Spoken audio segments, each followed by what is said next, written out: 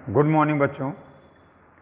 आज मैं आपको फिजिक्स का एक chapter motion in a plane इसको स्टार्ट करने जा रहा हूं और आप यहीं से पिकअप लें। कहीं आपको कोई दिक्कत लगती है तो आप मुझसे कंसल्ट करें। देखिए बच्चों, मोशन इन ए प्लेन दो एक्सिस को मिला करके बनता है। कोई भी प्लेन है, जैसे हम हॉरिजेंटल प्लेन है तो इसमें हम एक्स और वाई दो एक्सिस, इनको जब परपेंडिकुलर हम सेट करते हैं तो इनसे एक प्लेन का निर्माण होता है। तो ध्यान ये रखना है कि मोशन इन ए प्लेन में हमें दो टॉपिक्स पढ़ने हैं। पहला टॉपिक प्रोजेक्टाइल मोशन है, दूसरा टॉपिक हमारा वेक्टर एनालिसिस है। प्रोजेक्टाइल मोशन और वेक्टर एनालिसिस ये दोनों कहीं ना कहीं थोड़े बहुत एक दूसरे से जुड़े हुए हैं, क्योंकि प्रोजेक्टाइल मोशन पढ़ने के लिए आपको वेक्टर्स का जो कंपोनेंट्स में डिवीज़न है ये आना चाहिए। ठीक है, मैं इसको आपको थोड़ा समझाऊंगा। और देखिए, मोशन इन ए प्लेन मैं आपको समझाने की कोशिश करता हूं। इसमें सबसे पहली जो हमारी हेडिंग है वो है प्रोजेक्टाइल मोशन। प्रोजेक्टाइल मोशन क्या होता है कि अगर किसी ऑब्जेक्ट को हम हॉरिजेंटल या वर्टिकली अपवर्ड न फेंक करके किसी भी हॉरिजेंटल से किसी एंगल पे अगर उसे हम थ्रो कर दें तो वो जिस तरह का मोशन बनाता है उसे प्रोजेक्टाइल मोशन कहते हैं। प्रोजेक्टाइल मोशन की एक खास बात है कि इस मोशन में horizontal component of the velocity her point पे कांस्टेंट रहता है। In any projectile motion the horizontal component of the velocity remains constant at every different point. इस बात को आप विशेष ध्यान रखें और इसी थीम को लेकर हम इसमें कुछ टर्म को कैलकुलेट करेंगे। जैसे जब आप किसी ऑब्जेक्ट को फेंकते हैं तो कितनी देर तक फ्लाइट करता रहा, यानी कितनी देर तक वो हवा में रहा, इसको हम टाइम ऑफ फ्लाइट से डिनोट करते हैं। और दूसरा, वो कितनी मैक्सिमम हाइट तक, जो मैक्सिमम हाइट है वो कितनी वो गेन करता है, ये हम कैलकुलेट करेंगे। इसके लिए एक डेरिवेशन आपको कैलकुलेट करना पड़ेगा।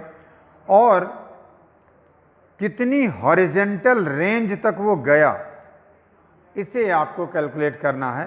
इन तीन चीज़ों को कैलकुलेट करना है और बाद में इन्हीं की एप्लीकेशंस हैं, यानी न्यूमेरिकल्स हैं, और आपको इनके बारे में हम बताएंगे। तो आइए बच्चों, पहली heading motion in a plane, इसके अंतर्गत प्रोजेक्टाइल मोशन और उसके अंतर्गत टाइम ऑफ फ्लाइट को समझाने चलता हूँ। आइए देखते हैं टाइम ऑफ फ्लाइट को कैसे ड्राइव करेंगे और इसके लिए क्या फार्मूला आएगा। तो देखिए बच्चों, इसके लिए हम सबसे पहले क्या करते हैं, प्रोजेक्टाइल मोशन आपको हम थोड़ा समझाते हैं कि देखिए क्या होता है।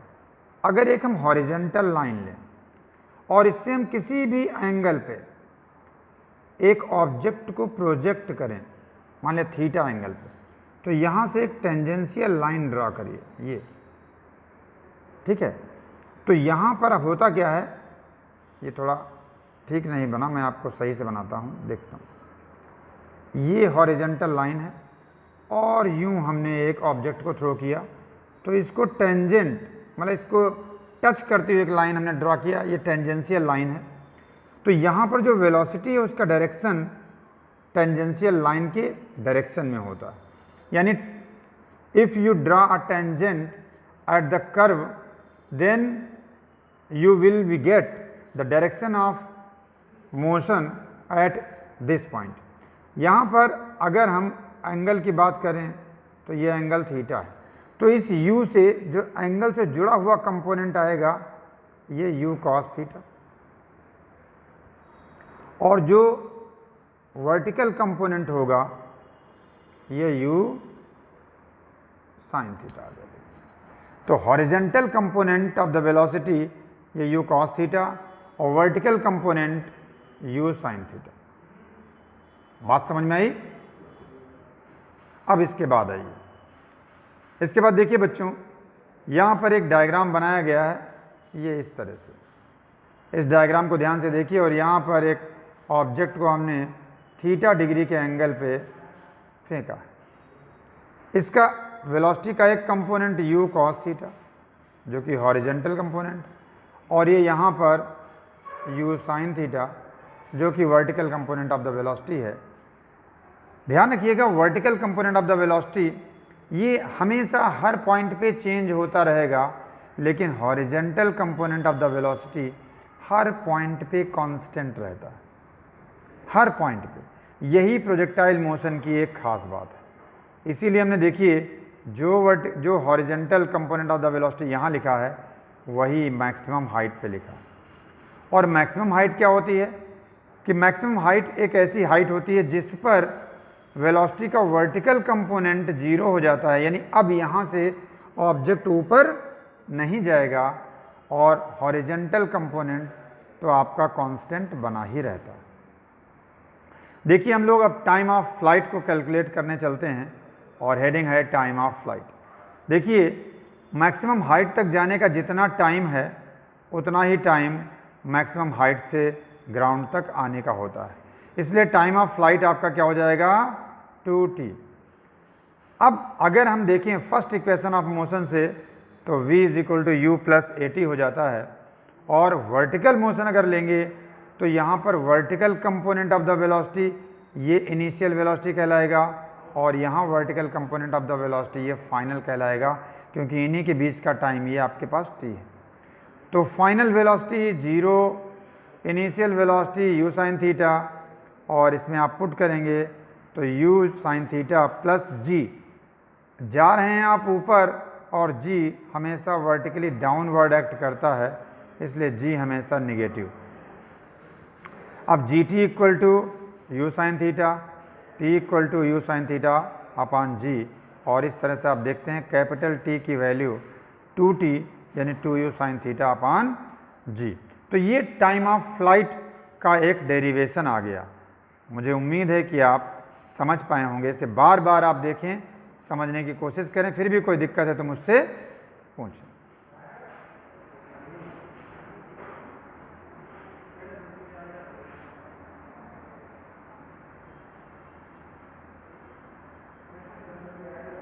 अब देखिए, अब आपका अगली हेडिंग मैक्सिमम हाइट है। डायग्राम आपके सामने है।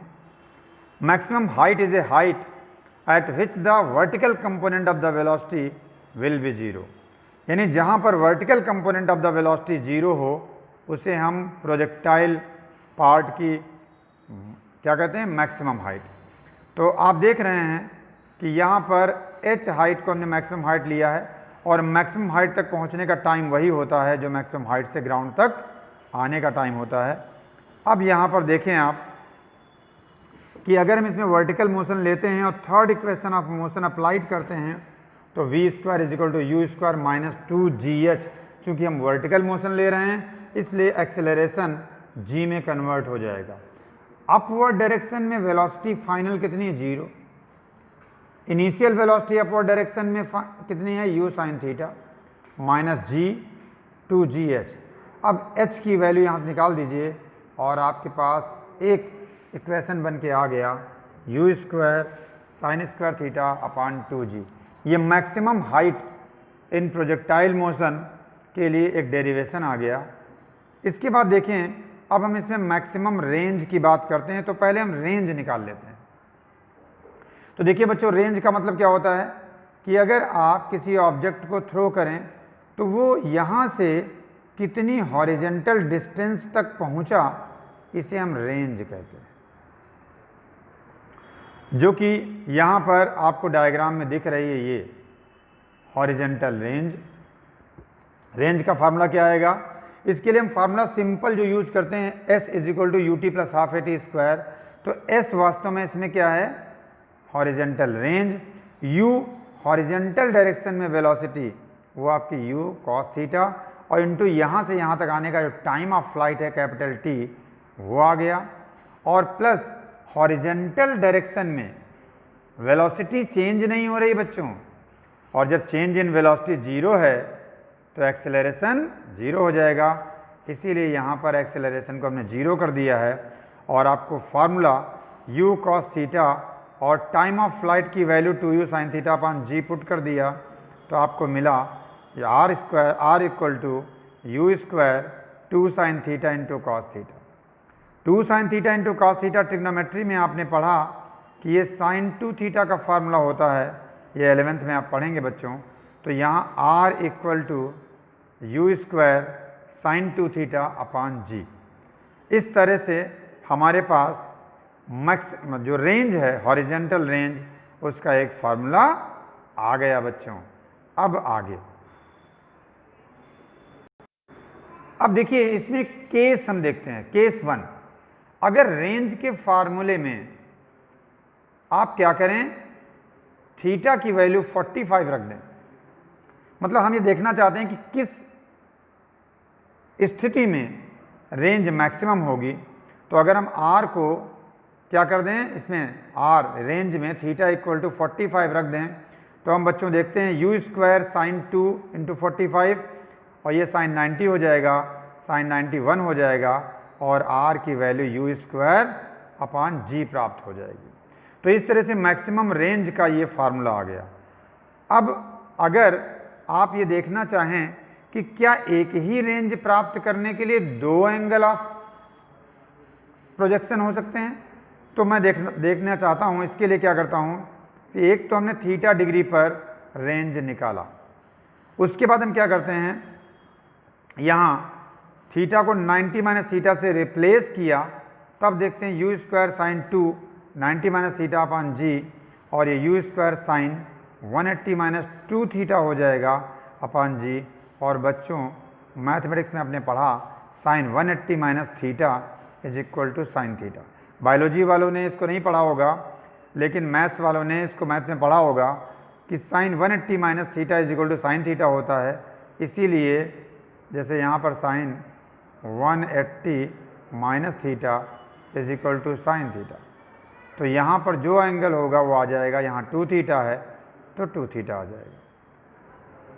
तो ये बच्चों आपके पास आया कि मैक्सिमम जो रेंज हमारे पास है, वो रेंज निकालने के लिए दो एंगल ऑफ प्रोजेक्शन है कि अगर आप थीटा पर किसी ऑब्जेक्ट को फेंकें या 180 माइनस थीटा पे इसको थ्रो करें, दोनों पोजीशन पे, सॉरी 180 माइनस थीटा नहीं, 90 माइनस थीटा पे अगर आप फेंकें तो दोनों ही पोजीशन में जो रेंज आएगी वो कांस्टेंट यानी इक्वल आएगी। तो आज के लिए बच्चों इतना ही, इन सब चीज़ों को आप पढ़ें, कोई प्रॉब्लम हो तो मुझसे कांटेक्ट करें। मुझे उम्मीद है कि बार बार देखने पर इस वीडियो में आपको प्रोजेक्टाइल मोशन समझ में आ जाएगा। Thank you, have a nice day.